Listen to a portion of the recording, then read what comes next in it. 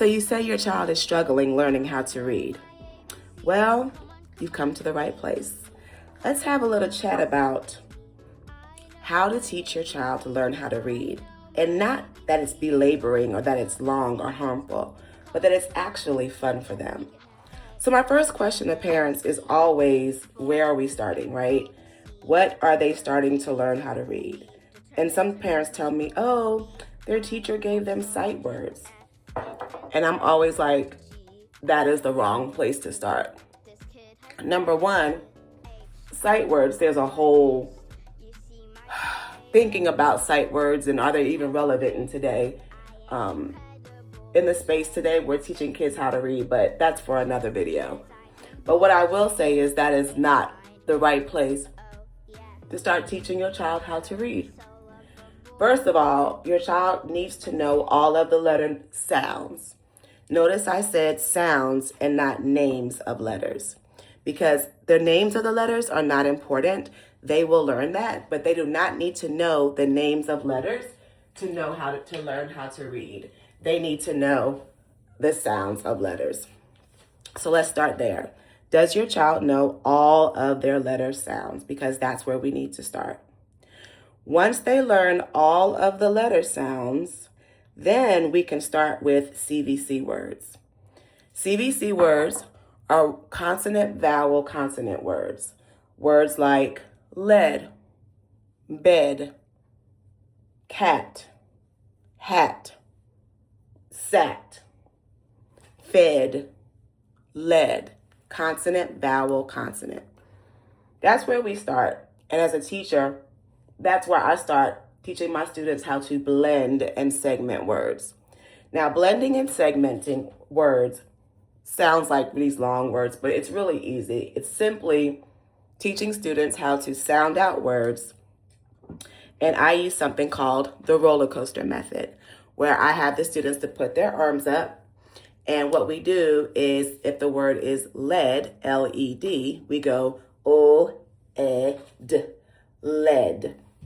We're getting them to listen to the beginning sounds, the ending sounds, and the medial or middle sound of the word.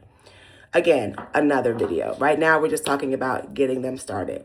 So, where do we start? Like I said, we start with how are they able to learn the sounds of the letters? Now, in today's age, there are so many ways that students can learn the sounds of letters. They can watch videos on YouTube.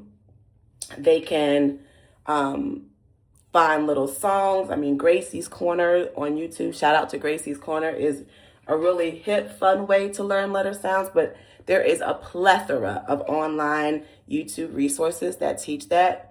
But also, as I say, be intentional about any kind of teaching that you do with your child. And I would find things around the house that begin with those letter sounds. I would make it a game. I would make it a challenge. Let's find something in our house that begins with the ah sound for A. Go around. Are there apples on the table? Are there apples in the fridge? Well, apple starts with the ah sound. I would start there.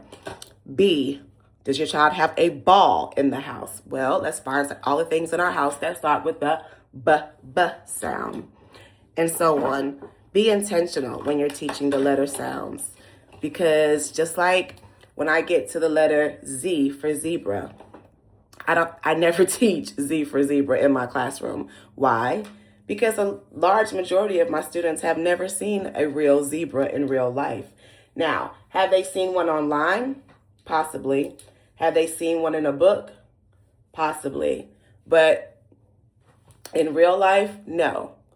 But they do know Zaria, that's in our classroom, and her name starts with Z. So we don't say Z is for zebra.